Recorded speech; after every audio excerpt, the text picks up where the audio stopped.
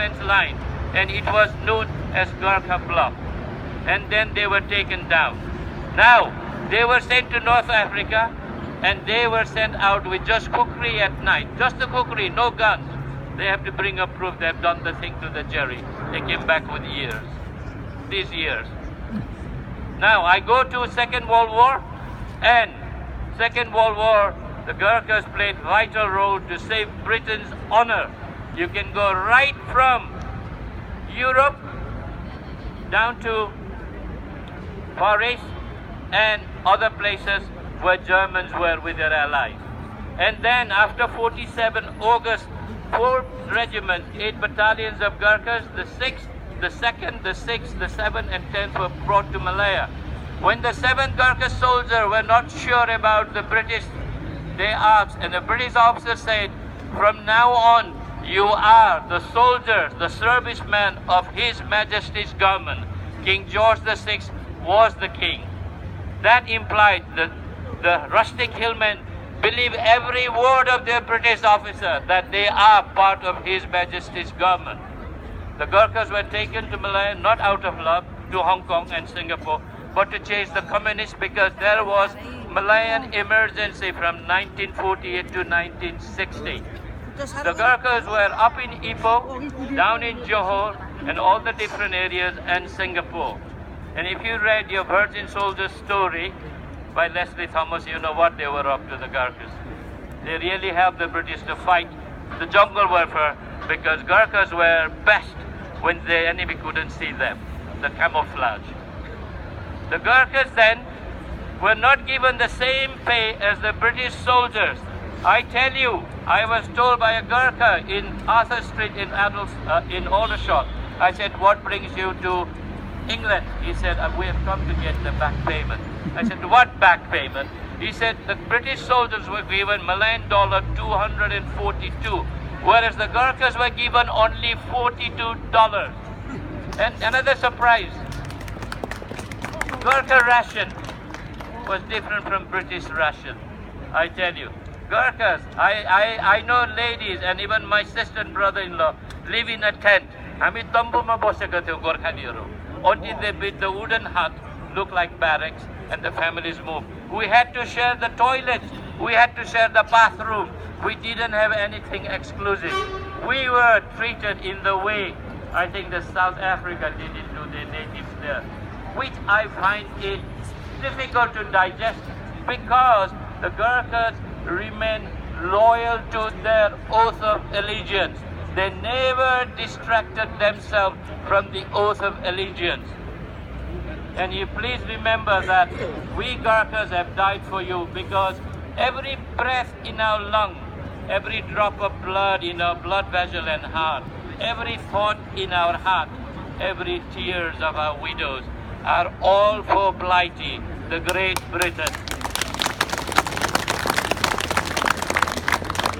I wrote Gurkha Karma. That is the story of Gurkha widow. Why I tell you? Because my mother was a Gurkha midwife. Every time a Gurkha soldier was killed in action in Malayan emergency, my mother had to go and counsel the widow, an 18-year-old Nepalese woman, Gurkha woman from the hills. She had to go and counsel.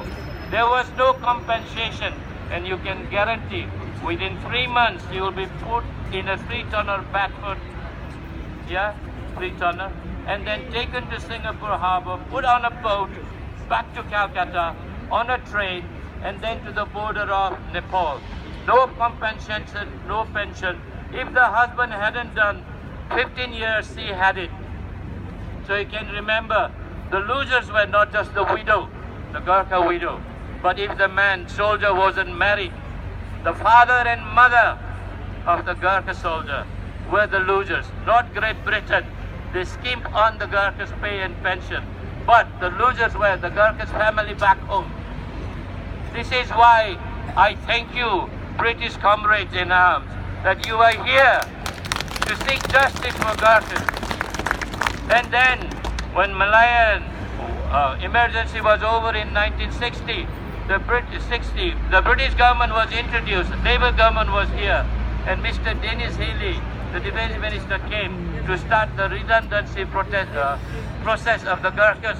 And then came the Borneo War and the disturbance in Brunei. Fortunately, the Gurkhas, second Gurkhas, were sent to Brunei to quell the rebellion. But Sukarno, the president of Indonesia, continued. So the Gurkhas again became the backbone of the battle in Borneo. And that was the 13th Gurkha VC, and I'm proud to say that he was from 10th Gurkhas. The regiment was my home and I grew up there. Ram Bahadur Limbu VC. Now I take you, when Singapore and Hong Kong were given back to the local government, Britain took Gurkhas to protect the border against China, and the Gurkhas were there. And one thing Gurkhas are famous for is, when it is non-combat, is IS parade. The Gurkhas always says eyes parade, and I used to look at their eyes for the parade, and then I realized it was inter-security parade. So here is a brief story of how they did it, and they were sent to East Timor, they were sent to Bosnia, East Europe. They were sent in 1974 to Cyprus when Turkish army invaded, and my brother-in-law was there. So you can see, I can go on until the cows come home, but I will upset the farmers. So I would say again, Ayo Gurkhali! The Gurkhas are here.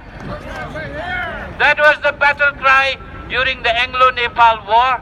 That was a battle cry up in North Africa, in Europe, and in the Far East, and wherever the Gurkhas have gone. That one remains the two things, Ayo Gurkhali, and it is better to die than to be coward, all for the benefit of Great Britain. Thank you.